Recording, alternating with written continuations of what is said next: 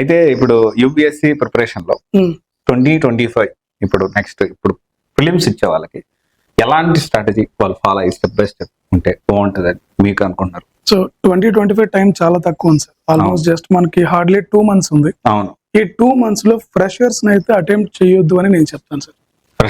Freshers అయితే attempt చేయొద్దు. అంటే చాలా వరకు మనకి అవకాశం ఉంది కదా జస్ట్ పోయి ఎగ్జామ్ రాసుకుందాం అలాంటిది అయితే ఖచ్చితంగా చేయొద్దు అంటారు. మీలో చాలా మంది కూడా ఏమంటుంటారంటే సార్ ఎగ్జామ్ ట్రెండ్ ఎలా ఉంటుందో చూద్దాం అందుకే నేను రాస్తాను అంటారు. వీటన్నిటిని మనం చెక్ చేసుకోవడానికి ప్రీవియస్ ఇయర్ క్వశ్చన్ పేపర్స్ ఉన్నాయి, వాటిలో మనకి ట్రెండ్ అర్థమవుతుంది. సెకండ్ థింగ్, మీకు అంతగా తెలుసుకోవాలి అనుకుంటే ఎగ్జామ్ అయిపోయిన నెక్స్ట్ డే మీరు అదే ఎగ్జామ్ రీరైట్ కూడా చేయొచ్చు. దానికి ఒక అటెంప్ట్ వేస్ట్ చేసుకోవాల్సిన అవసరం లేదని నా స్ట్రాంగ్ ఫీలింగ్.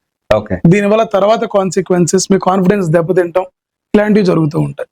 సో ఫ్రెషర్స్ ఎవరైతే ప్రాపర్ గా ప్రిపరేషన్ లేదో, అంటే సఫిషియంట్ టెస్ట్ సిరీస్ ఇవ్వలేదో, కాన్సెప్చువల్ క్లారిటీ లేదో, వాళ్ళందరూ కూడా ఈ ఇయర్ అటెంప్ట్ హోల్డ్ చేసుకుంటే వాళ్ళకే మంచిది, అటెంప్ట్ సేవ్ అవుతుంది.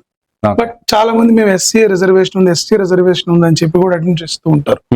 అది కూడా రాంగ్ మెథడ్. మనకి అటెంప్ట్స్ ఎన్నైనా ఉండనివ్వండి, ఫస్ట్ 1 or 2 attempts చాలా ఇంపార్టెంట్. గట్టిగా మనము ప్రయత్నం చేస్తాం. అలాంటి వాటిని మనం ఈజీగా గివ్ అప్ చేయకూడదు.